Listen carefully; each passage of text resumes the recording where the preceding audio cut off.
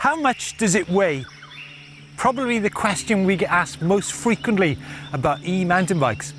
And for some people, it matters. And the reason for this is that the mountain bike industry has been battling the ballast for decades. So today then, we're going to introduce you to a proper lightweight.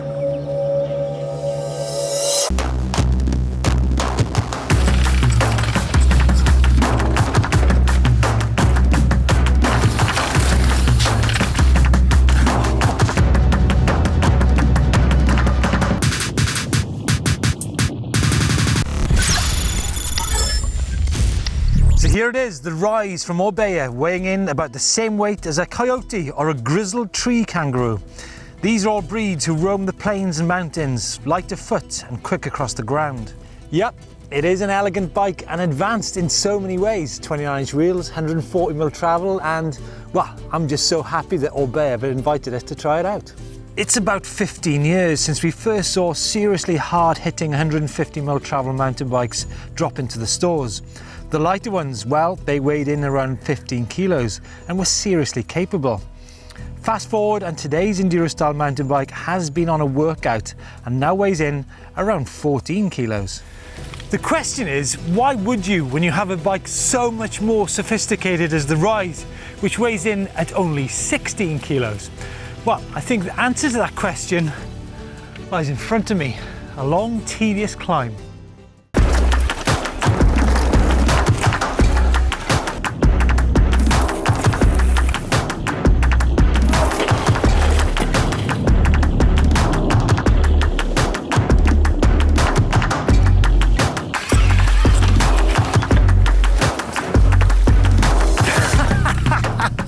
Wow, so first few minutes on the bike, and the difference between a 24 kilo e-mountain bike and a 16, 17 kilo one is a world apart. There's absolute madness. There's a totally different ride dynamic to a lighter weight e-mountain bike to a heavier one. The change of direction, the pick and place is all very different.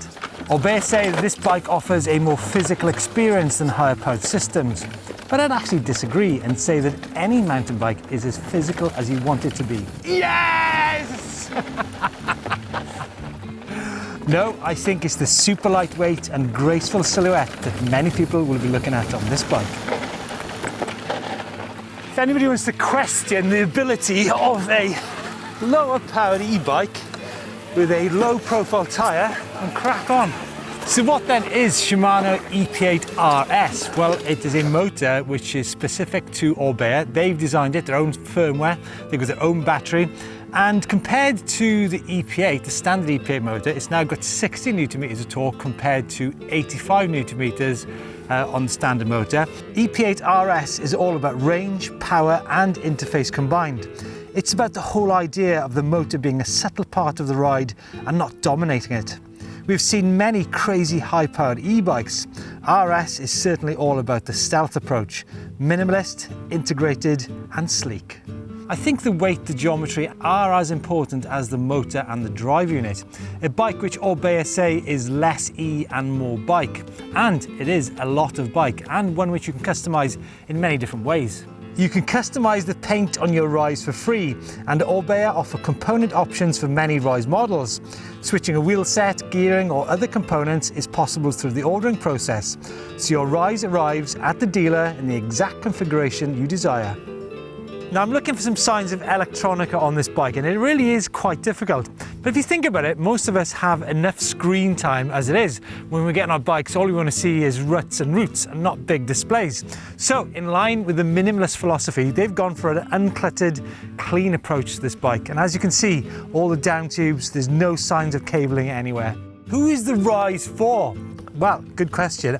I think the Rise is for people who want to try new technologies and possibly have a different physical experience to what you'd get on a full power e-mountain bike or maybe a traditional mountain bike. It's a full-on bike. It's 140mm travel, and even in technical terrain, it is very, very capable. Now, a mistake a lot of people do when they compare lower power e-mountain bikes with higher power ones is that they've simply adapted to the higher power e-mountain bike. So when you go down to say 60 Nm, it can be a little bit of a shock. So what I'm going to do now is actually go from the different direction, which is from the off position. So I'm going to try this climbing off in low gear, the lowest gear, and I can tell you something, it's almost impossible. Now next up, hopefully my perspective will change by switching it on and going into trail. Nah, it's going to boost mode. Oh, instantly into lower gear, and the climb is totally different.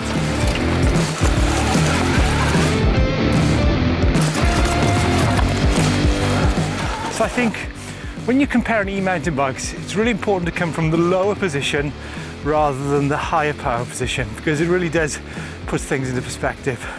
That's a lot of power.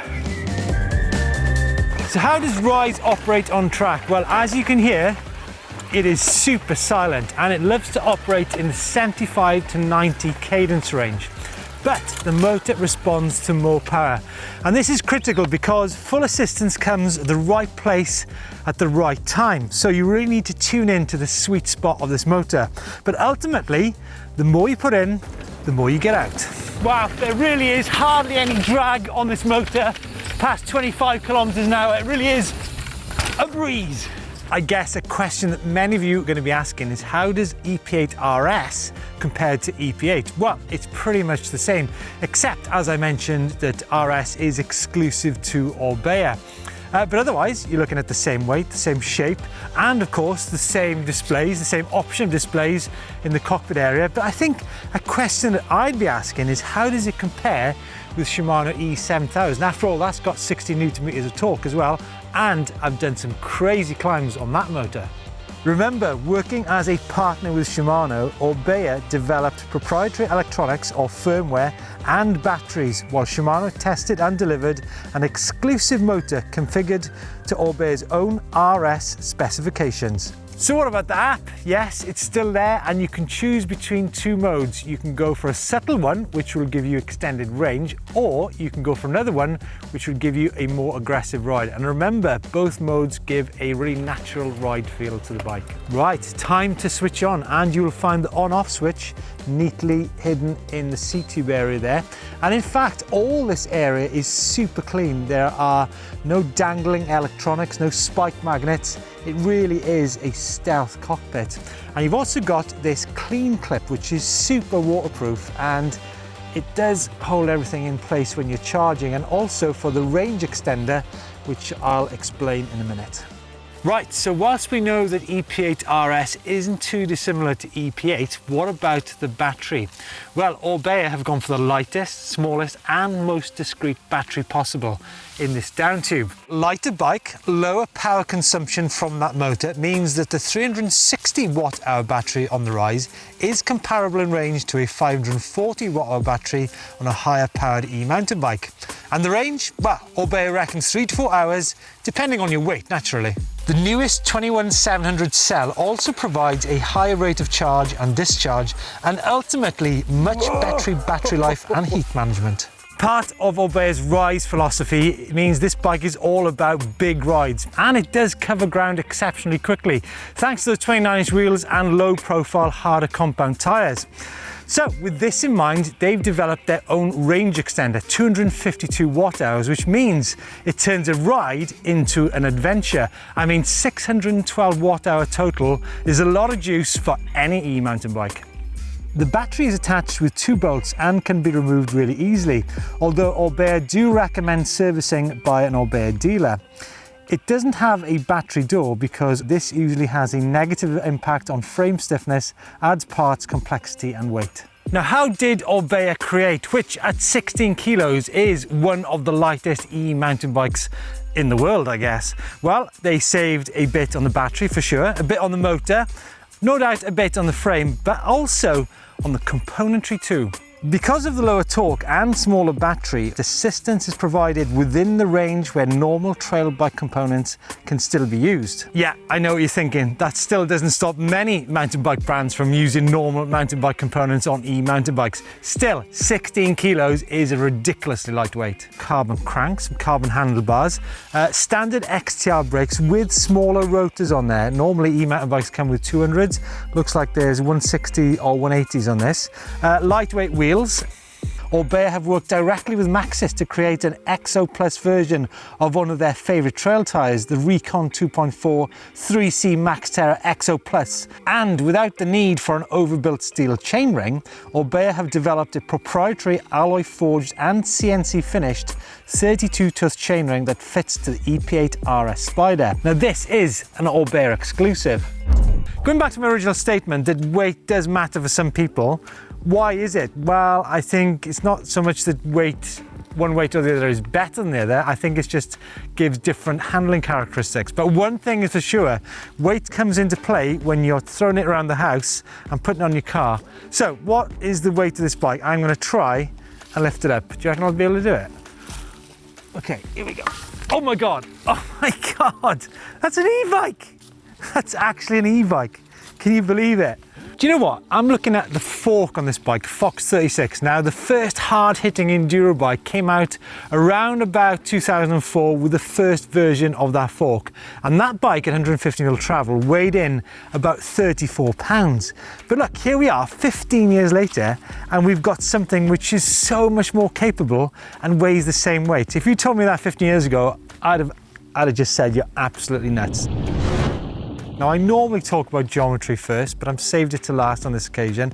And I want to refer now to a chart that Orbea have done because I think it really translates numbers into reality. And as you can see, you've got such things as a slack head angle, which leads to greater stability. Low bottom bracket, which means a better cornering capability of a bike. Longer cockpit, which means you can move around whilst maintaining balance. Longer wheelbase for greater stability at speed. A steep seat-to angle means you can be in the correct position when climbing, which is essential to an e-mountain bike. And finally, a short seat tube, which means you can move around the cockpit a bit easier. We've got a head angle of 66 or 66.5, bottom bracket 336, a reach of 474 on a large, and a seat angle of 77 degrees. The Orbea Rise then is an incredibly important e-mountain bike and certainly a moment in time. For many people, it will be all about the 16 kilo lightweight, but for others, it'll be about the range and the adventure opportunities that a bike like this can provide. So let us know in the comments below if you think it's all about the lightweight or the long range.